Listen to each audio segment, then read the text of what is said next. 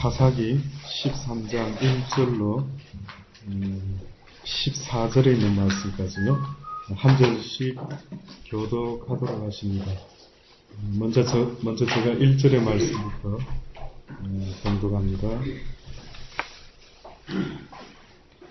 이스라엘 자손이 다시 여호와의 목전에 악을 행하였으므로 여호와께서 그들을 40년 동안 블레셋 사람의 손에 붙이시니라. 소르아 땅에 단 지파의 가족 중 마노아라 이름하는 자가 있더라. 그 아내가 잉태하지 못함으로 생산치 못하더니 여호와의 사자가 그 여인에게 나타나시고 그에게 이르시되 보라, 내가 본래 잉태하지 못함으로 생산치 못하였으나 이제 잉태하여 아들을 낳으리니 그러므로 너는 삼가서 포도주와 독주를 마시지 말지며 무릇 부정한 것을 먹지 말지니라. 보라, 내가 잉태하여 아들을 낳으리니 그 머리에 삭도를 대지 말라. 이 아이는 태에서 나옴으로부터 하나님께 바치운 나실인이 됨이라. 그가 블레셋 사람의 손에서 이스라엘을 구원하기 시작하리라. 이에 그 여인이 가서 그 남편에게 말하여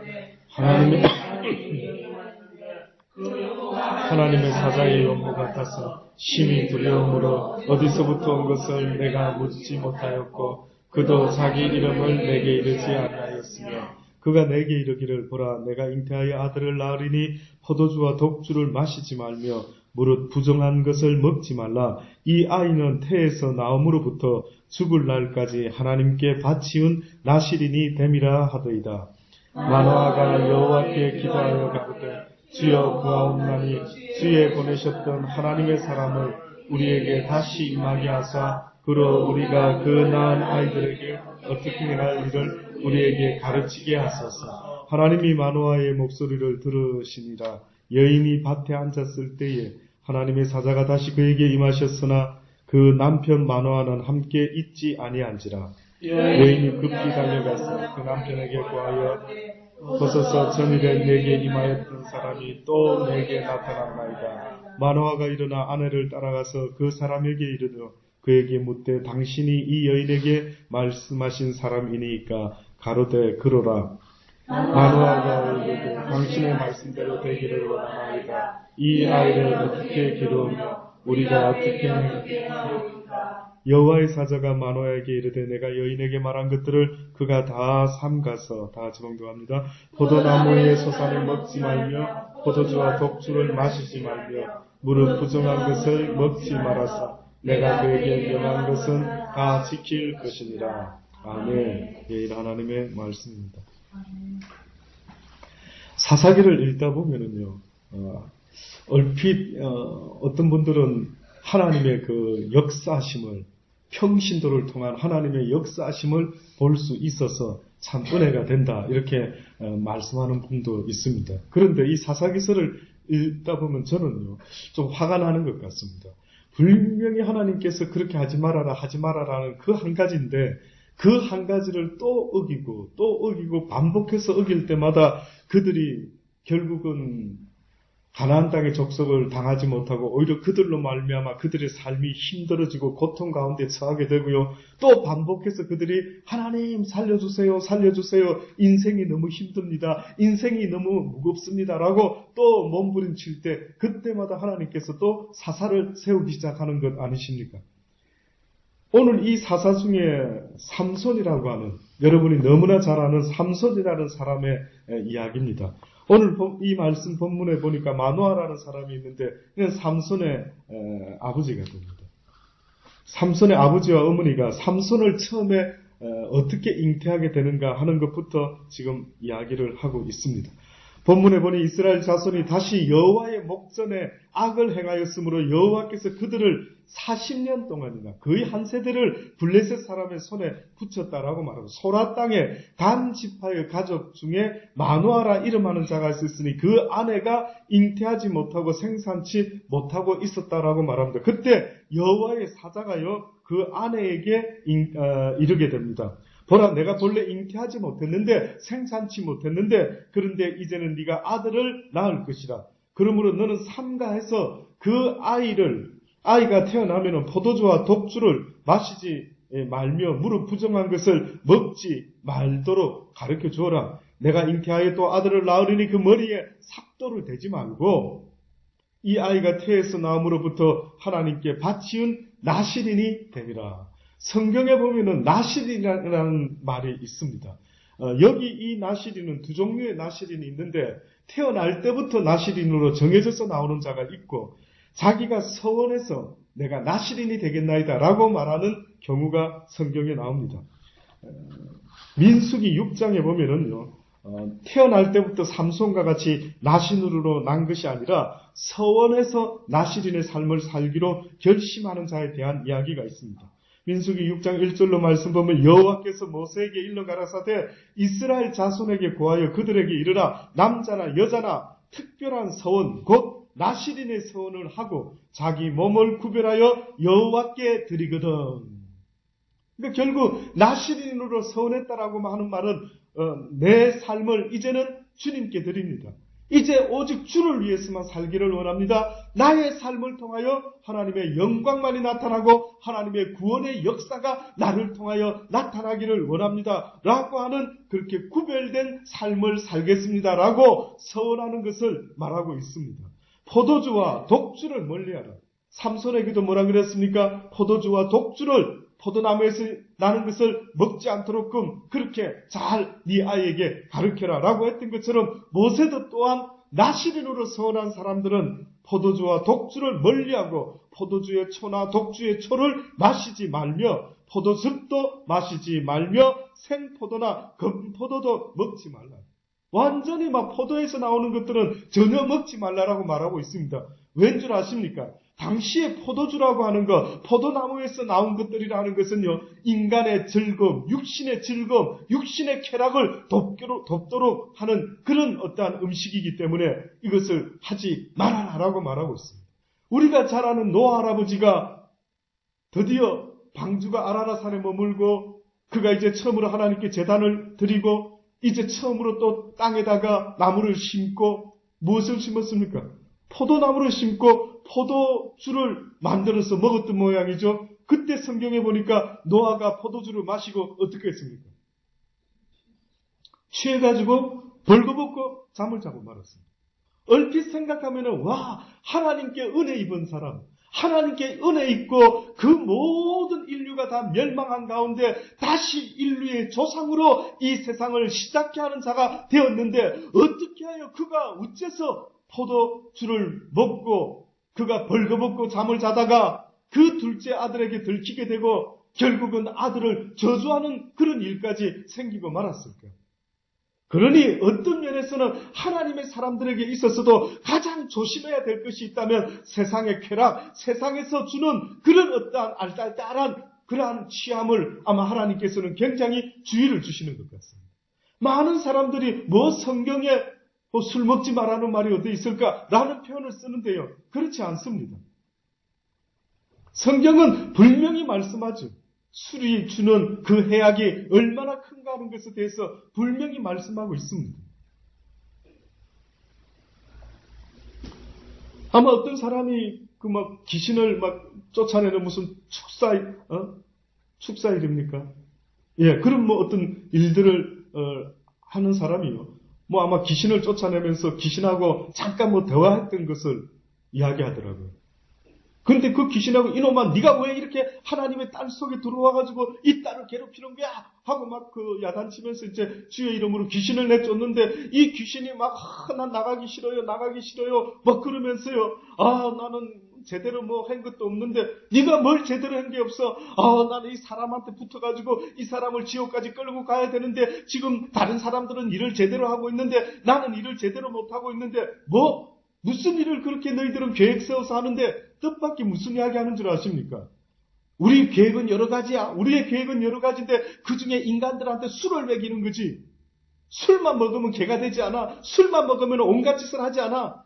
그러니 기독교인을 갖다가 타락시킬 수 있는 가장 좋은 방법 중에 하나가 술을 먹인다는 이런 어떤 이야기가 있더라고요. 야, 그렇구나. 예. 그래서 아마 성경에서 나실인으로서 살아가는 사람이라 한다면은 그가 특별히 포도주를 조심해라. 어느 정도가 아니고 포도에서 나오는 모든 것은 먹지 말아라죠. 지금 보니까. 포도주, 독주 멀리하고 포도주의 초나 포도주의 초를 마시지 말며 포도즙을 마시지 말고 생포도나 금포도도 먹지 말고 어떤 너를 취하게 하는, 다시 말해 하나님의 성령에 취하지 못하게 하고 세상의 것을 취하게 하여 나의 중심을 잃어버리게 만드는, 하나님을 향한 그 마음을 허탄하게 만들어내는 어떠한 것, 그 중에서도 이 포도주로 통한 그 어떠한 해악을 절대 너희가 조심해야만 한다라는 것을 말씀하고 있는 것입니다. 그리고 두 번째로 말하는 것은 도무지 그 머리에 삭도를 대지 말아라. 자기 몸을 구별하여 여호와께 드리는 날이 차기까지 그는 거룩한즉 그 머리털을 길게 자라게 할 것이며, 자기 몸을 구별하여 여호와께 드리는 모든 날 동안은 시체를 가까이 하지 말 것이며, 그 부모 형제 자매가 죽을 때라도 그를 인하여 몸을 더럽히지 말지니 이는 자기 몸을 구별하여 하나님께 드리는 표가 그 머리에 있음이라. 자기 몸을 구별하는 날 동안 그는 여호와께 거룩한 자라. 여호와께 거룩한 자가 술을 가까이 하지 말 것이며 포도주를 가까이 하지 말 것이며 머리에 삭도를 대지 말 것이며, 어떻게 보면 구별된 자의 모습으로 머리에 삭도를 대지 말아라. 다시 말해서 남자가 교회 안에서 머리에 뭐를 뒤집어 쓰는 것은 어때요? 안 된다는 거죠. 여자는 뒤집어 써라. 그러나 여자가 뒤집어 쓰는 게 싫으면 어떤 머리가 돼야 된다? 긴 머리가 돼야 된다. 이런 이야기가 있습니다. 여러 가지 영적인 의미가 있겠지만 어떻게 보면 내 머리의 주인 되시는 분은 누구라고요? 하나님이시라. 내 머리, 내 생각, 내 모든 것에 나라고 말할 수 있는 이 머리의 주인이 되는 분은 여호와 하나님이시니 내가 그것을 명심하겠다라는 뜻 아니겠습니까? 그러니 머리의 삭도를 결코 머리털을 밀지 않겠다. 뿐만 아니라 뭐라고요? 자기 몸을 거룩하게 구별해서 살아가는 날 동안 시체를 가까이 하지 않겠다. 시체라는 것은 한마디로 더러운 썩는 것의 상징이 되는 것입니다.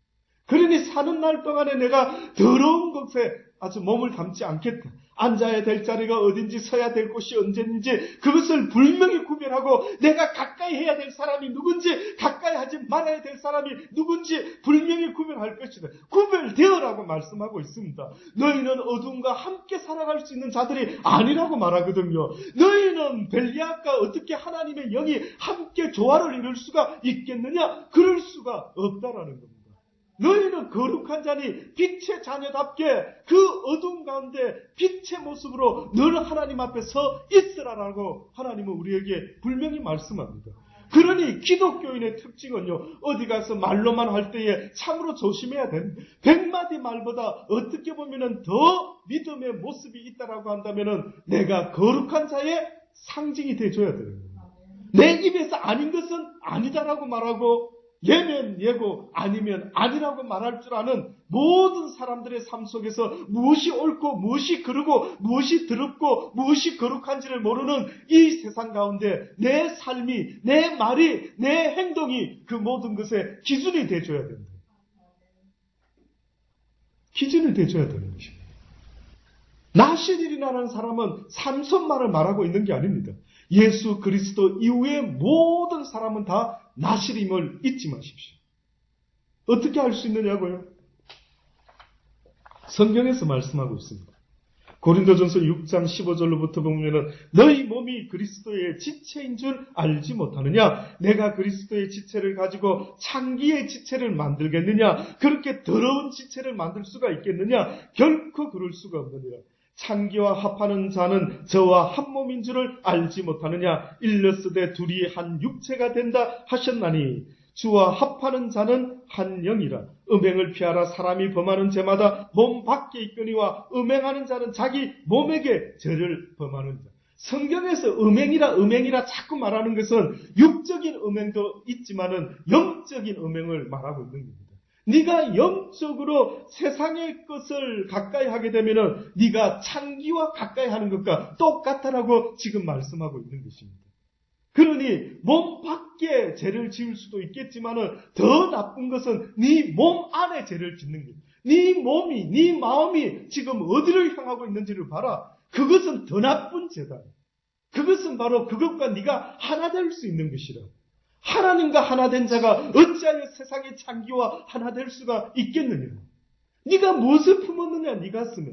오직 내 사랑만 가슴에 품어야 되는데 네가 음행을 품었으니 내가 죄 없다 하지 않을 것이라. 너희 몸은 너희가 하나님께로부터 받은 바 너희 가운데 계신 성령의 전인 것을 너희가 알지 못하느냐. 너희는 너희의 것이 아니라. 너희는 너희의 것이 아니라는 것입니다. 이제부터는 너희의 몸이 너희 것이 아니라 나실인과 같이 값으로 예수 그리스도께서 피 흘려 죽어 주심으로 너희의 육신을 너희의 영혼을 값으로 산 것이 되었으니 그런즉 너희 몸으로 하나님께 영광을 돌리라. 나실인의 의미가 한마디로 하나님의 구원의 역사를 나타내는 자의 상징이 바로 나실인입니다. 그러니 삼손을 통해서 이스라엘 백성들을 구원했다라고 말하는 것은 결국은 이 시대에 하나님의 나실인들이 되어서 오늘 이 시대를 향한 하나님의 구원의 역사를 이루어라라고 우리에게 또한 말씀하고 있는 것 아니겠습니까? 그러니 예수 믿는다라고 하는 것은 그렇게 쉬운 게 아닙니다. 그렇게 넓은 길이 아닌 것입니다. 예수를 믿는다라고 하는 그 순간부터 세상과는 구별된 자의 모습으로 살아갈 수 있도록 날마다 애를 써야 되는 것입니다. 그래서 하나님의 은혜 가운데 은혜가 뭔 줄 아십니까? 하나님의 은혜 가운데 은혜라고 말할 수 있는 것은 하나님의 말씀대로 살아갈 수 있는 자가 있다면 그것은 곧 하나님의 은혜 가운데 은혜인 것입니다. 무엇을 여러분 이루고 싶습니까? 하나님께 기도하여 하나님 이것을 허락하여 주소서 이렇게 되기를 원합니다라고 저와 여러분이 구해야 되는 것이 뭔 줄 아십니까? 그것은 바로 배운 주의 말씀대로 나실인의 모습으로 내가 이 세상을 살아갈 수 있는 복된 하나님의 사람이 될 수 있도록 은혜 베풀어 주옵소서라고 하는 것. 이것이 바로 은혜를 구하는 자의 모습입니다. 하나님을 몰랐을 때는 하나님을 아는 것이 은혜라고 한다면 하나님을 알았으니 이제 하나님의 말씀대로 살아가는 그것 자체가 어떻게 보면 이 세상의 빛과 소금의 모습인 것입니다. 너희는 이 땅에서 빛과 소금이 되어라. 너희는 이 땅에서 하나님이 무엇을 원하고 기뻐하는 자의 샘플이 되어 주어라. 어떻게 사는지 모르는 이 세상 가운데, 어떻게 살아야 되는지 모르는 이 혼탁한 세상 가운데 너희가 세상을 돌아보아라. 이들이 지금 무엇을 생각하고 무엇을 말하면서 살아가느냐. 무엇이 옳은지도 이제 모르고 무엇이 잘못된 일인지도 모르고 온통 이 세상 속에서 돈 버는 일이라고 한다면 무슨 짓이든 상관없는 이 어두운 세상 속에서 너희가 빛과 소금의 모습이 되어라고 말씀하는 거 아닙니까? 그러니 여러분은 시시하게 김씨 집안에 시집가서 김씨 집안의 며느리로 살다가 애들 몇 놓고 살다 끝나는 그런 정도의 인생이 아닌 것입니다. 김씨 집안 안에서라도 나는 하나님의 자녀인 것을 먼저 생각할 수 있어야죠. 이 집안 속에서도 내가 빛과 소금의 모습으로 무엇으로 그렇게 할 수 있느냐. 아니면 아니요, 예면 예라고 할 수 있는 나실인의 모습이 되지 아니하면 결단코 저와 여러분은 이 세상에서 하나님의 영광을 나타내지 못하고 도리어 하나님의 영광을 가리우는 그런 불쌍한 인생을 살 수밖에 없다라는 사실을 잊지 마셔야 합니다. 그래서 이 삼손의 어머니에게 이야기를 하지 않습니까?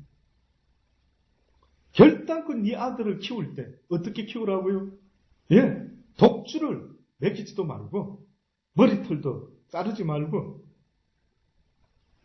부정한 것을 결단코 가까이 하지 말아라.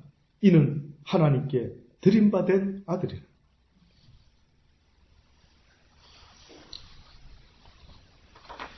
그러고 나서 이 사사기가 17장까지 가게 되면 끝이 납니다. 근데 이 사사기서의 맨 마지막에 어떠한 말이 있느냐 하면요.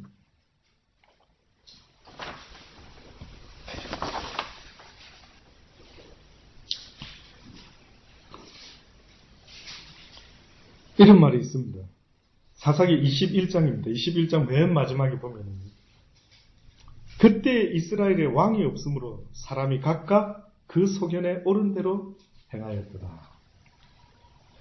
이스라엘 백성들이 이렇게 삼손을 통해서, 나시린을 통해서 계속해서 하나님의 구원의 역사가 일어나고 있는데, 그런데도 불구하고 그 가운데 사사기가 무엇으로 결론을 내고 있느냐 하면은, 그때의 사사시대에 근 사사가 200년 가운데 13명이 나타났다 하지만 이 시기가 한 400년 흘러가게 됩니다. 그때의 이스라엘에 왕이 없으므로 사람이 각각 그 소견에 옳은 대로 행하였더라. 결국은 그들이 왕이 없어서 과연 그런가? 어떤 왕을 말하는가? 어떤 학자들은 그렇게 이야기합니다. 성경에 사사기서만 싹 빠져도 괜찮는데 왜? 여호수아를 이어서 사울 왕이 등장하고 다윗 왕이 등장하고 뭐 이렇게 되면은 드디어 왕정 시대가 시작되므로 이스라엘도 부강한 나라가 되어서 다른 민족들에게 이렇게 침략당하지 않고 아주 왕을 가진 한 국가가 될 수가 있을 텐데 뭐 이렇게 이야기하는 사람들도 있습니다. 그러나 어떻게 보면은 육적인 왕을 이야기하는 것이 아닌 것입니다. 하나님께서는 어떻게 보면 이스라엘 백성에게 사사기를 통해서 알려주고 싶은 것은 너희의 왕은, 세상의 왕들은 각자 인간이 그들의 왕이 되어서 그들을 다스리고 있지만은 너희들을 다스려야 될 자는 누가 되어야 된다고? 나 여호와가 되어야 된다. 나 여호와가 너희들의 왕이 되어야 되지 않겠느냐. 이것을 가르쳐주기 위해서 어떻게 보면 사사를 통해서 여호와 하나님이 사사를 통해서 역사하고 있음을 그들에게 알려주고 싶었던 간절함이 있었던 모양입니다. 우리의 왕은 바로 하나님이십니다. 우리의 왕은 예수 그리스도가 되셔야 합니다. 성경에 보면 마태복음 2장 1절로부터 헤롯 왕 때에 예수께서 유대 베들레헴에서 나심의 동방으로부터 박사들이 예루살렘에 이르러 말하기를 유대인의 왕으로 나신 이가 어디 계시뇨? 우리가 동방에서 그의 벌을 보고 그를 경배하러 왔노라 라고 말하지 않습니까? 동방 박사도 별을 보고 쫓아와가지고 아기 예수를 찾을 때에 뭐라고 말했느냐면 유대인의 왕이 나셨는데 도대체 내가 그가 어디 있는지 찾으러 왔다라고 말했습니다. 유대 땅 베들레헴아 너는 유대 고을 중에 가장 작지 아니하도다. 내게서 한 다스리는 자가 나와서 내 백성 이스라엘의 목자가 되리라. 성경은 왕, 목자라는 표현으로 예수 그리스도를 말하고 있습니다. 또한 빌라도도 예수 그리스도를 신문할 때 내가 유대인의 왕냐라고 물어봤을 때에 딱 한마디만 대답하고 그 이후로부터는 아무 대답도 안 했습니다. 근데 바로 이 질문에만 대답을 했습니다. 빌라도가 네가 유대인의 왕이냐 이랬더니만 예수님께서 대답하시되 내 말이 옳도다. 내 말이 그 다음 또 물어보는데 전혀 대답을 안 하시는 거예요. 결국 빌라도가 예수가 십자가에 달리게 될 때에 그 예수 십자가 위에 한 패를 써붙이는데 뭐라고 빌라도가 써붙였는지 아십니까? 요한복음 19장 19절에 빌라도가 패를 써서 십자가 위에 붙이니 나사렛 예수 유대인의 왕이라 라고 기록했다. 유대인의 왕이다. 예수 그리스도는 유대인의 왕으로만 이 땅에 오신 것이 아닙니다. 예수님은 이 땅에 오신 이유가 있다면 모든 믿는 자의 왕이 되시기 위하여 이 땅에 오신 것입니다.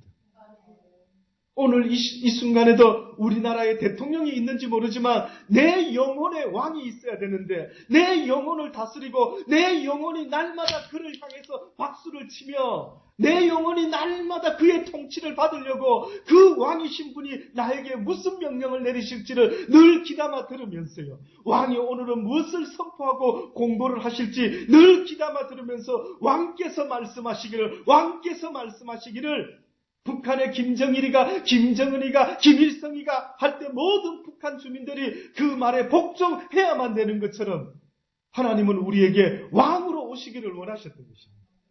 예수 그리스도를 우리에게 보내신 것은 예수 그리스도가 너희의 구원자뿐만이 아니라 나아가서 너희의 왕이 되어야 된다. 이 세상의 임금 왕은 누구라 했습니까? 사단이라고 말하지 않습니까? 너희가 어찌하여 이 사단의 이 세상 법에 너희가 쫓아서 살아가고 있는 것. 어째 사단이가 말하는 대로 돈을 위해서라면 모든 짓을 다 해도 된다. 시기와 질투와 미움과 다툼과 온갖 것 사단이가 지금 우리를 그렇게 통치하고 있다라고 성경이 영적으로 말씀해 주고 있지 않습니까? 사단은 지금 우리를 통치하고 있답니다. 그런데 사단이 우리를 통치하는 법은요, 뜻밖에도 미움의 법, 다툼의 법, 살인의 법, 온갖 멸망의 법으로 우리를 다스리고 있는 것입니다. 그래서 성경에 너희가 예수 그리스도를 알지 못할 때에 육신적으로 맺었던 열매들이 무엇이냐? 사망의 열매가 너희들이 늘 맺으며 살지 않았느냐? 너희의 육신의 삶에 무엇이 나타났느냐? 시기와 미움과 다툼과 온갖 열매를 맺으면서 하루를 살더라도 마음의 편안함이 없이 늘 걱정과 근심과 불안과 죽을까 두려워하는 이런 마음으로 너희가 이제껏 살아오지 않았느냐? 누가 네 마음을 다스리고 있는 것 같으냐? 제발 좀 보아라는 것입니다.